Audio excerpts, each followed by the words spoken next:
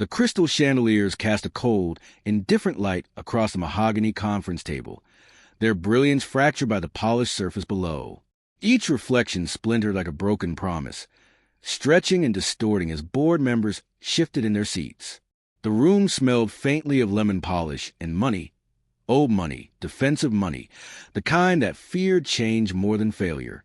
Serena Whitmore sat at the far end of the table, posture straight, hands folded with deliberate calm. At 34, she had mastered the art of stillness under pressure. Her blonde hair fell in soft waves over the shoulders of a tailored red dress. Professional, assertive, and unmistakably hers. The color wasn't an accident. Red reminded people she wasn't prey. Yet today, even Serena could feel the walls closing in. Across from her lay a thick contract, its pages neatly aligned, its implications anything but.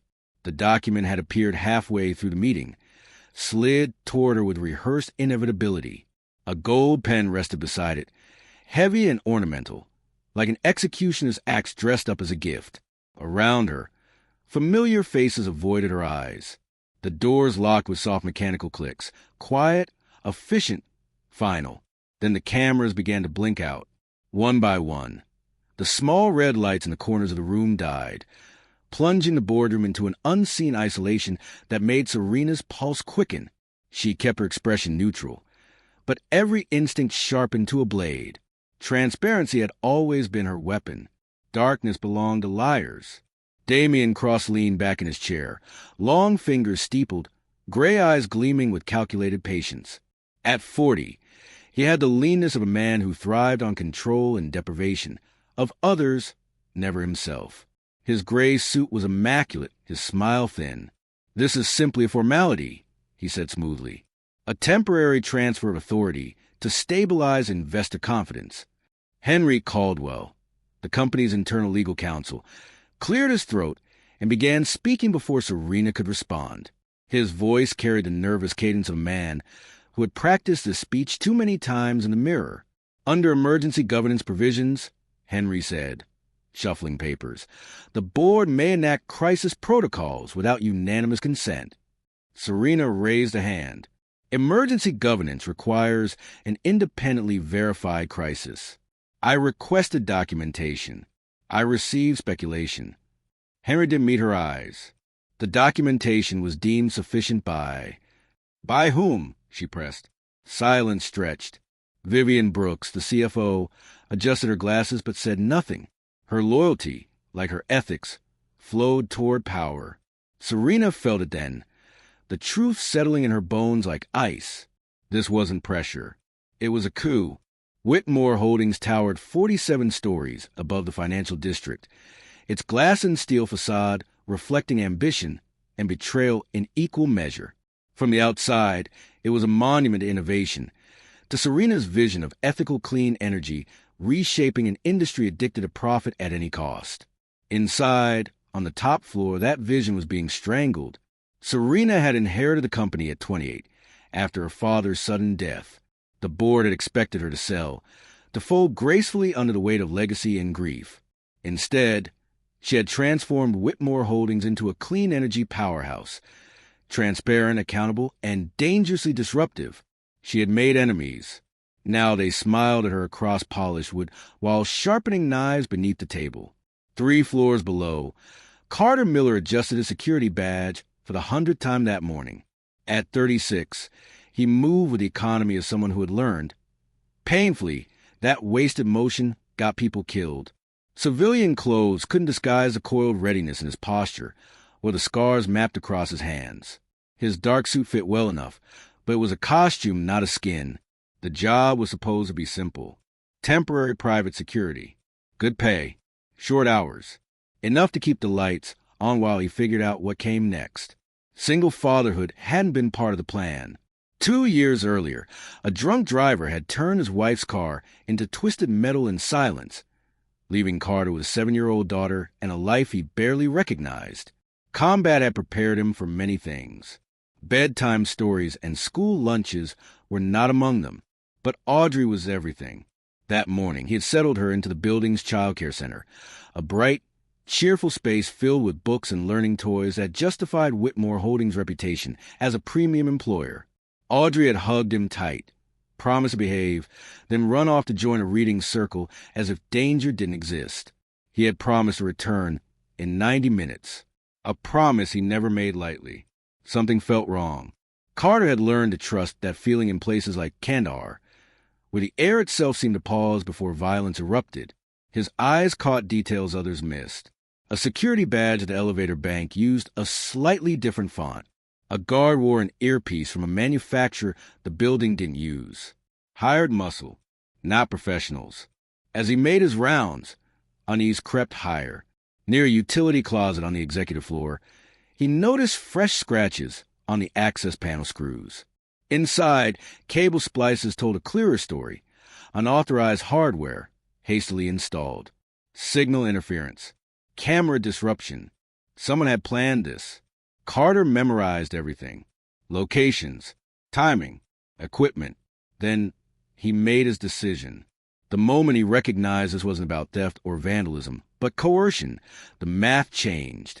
He thought of a mission 4 years earlier, arriving 60 seconds too late at an extraction point. 60 seconds that had meant a body instead of a rescue. He had sworn never again. There was Audrey to consider. His daughter was safe, for now. But the men capable of this kind of operation didn't stop at boardrooms. The conflict between father and warrior lasted exactly 3 heartbeats. Then his hands moved. He pulled the signal jammer from its hiding place, triggering the building's backup systems. Cameras flickered back to life. Data began recording. The first guard found him moments later. The confrontation was fast, controlled, and brutal. Carter used close quarters techniques refined through years of training. Enough to incapacitate, not enough to kill. A blood choke held precisely 8 seconds dropped the man unconscious. Zip ties secured wrists and ankles. The second guard followed. Same result. Carter took the elevator to the executive floor. The boardroom door was sealed, but the override code still worked. A mistake the conspirators hadn't anticipated. They had controlled the room, not the building. The heavy oak doors burst open with explosive force. The sound echoed like a gunshot. Every head turned. Carter Miller stepped inside, his presence cutting through the tension like a blade.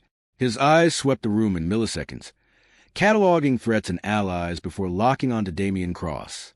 "Hands off the lady," he said. The universe seemed to pause. Damian Cross recovered quickly, his smile sharp and dismissive. "I believe you're lost. This is a private board meeting." Carter didn't look at him.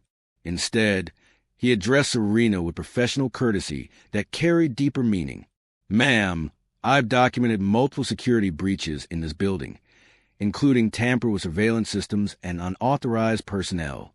Under corporate safety protocols, this meeting must be suspended immediately." Serena rose, authority flooding back into her posture like oxygen. "Any contracts signed under duress are legally void. I motion for immediate suspension pending investigation." Henry Caldwell stammered, his script unraveling. That's an overreach." Carter raised his phone. Images appeared on the presentation screen. Splice cables, hidden hardware, timestamps.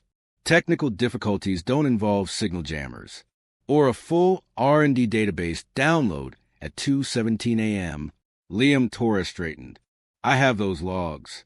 The MAC address matches Mr. Caldwell's laptop. Chaos erupted.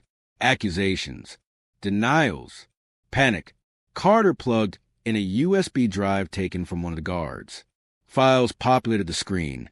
Stolen data, shell companies, scripted meeting outcomes. Evidence stacked like bricks. Alexander Pierce spoke at last, her voice steady with decades of experience.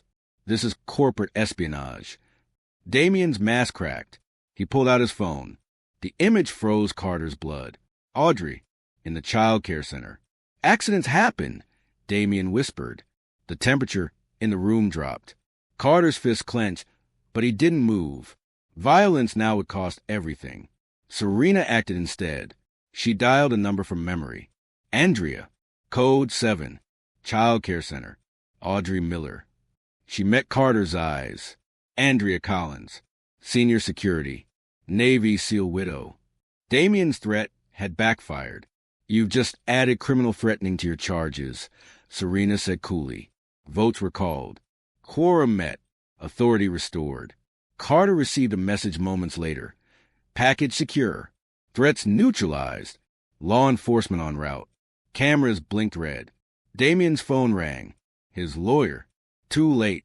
FBI agents entered the room. Handcuffs closed. Careers ended. Justice moved swiftly. Carter slipped away during the aftermath, intent on keeping his promise. But Serena found him at the elevator. "Thank you," she said. "Just doing my job." They both knew better. She offered him a position. Head of security. Family first. He didn't answer, but he smiled. Audrey waited upstairs, reading to younger children, brave and calm. "You did perfect," Carter told her. Serena knelt beside her, offering a book about the ocean. They left through a quiet exit as the media swarmed the front doors. Sunlight flooded the garage. As Carter drove away, Audrey lost in stories of brave explorers. Whitmore Holdings stood tall behind them. No longer cold glass and steel, but something better. Integrity had won. And sometimes when injustice looms, all it takes is someone willing to step forward and say the words that matter. Hands off the lady. For Carter Miller, they were just words said when duty demanded. Nothing more. Nothing less.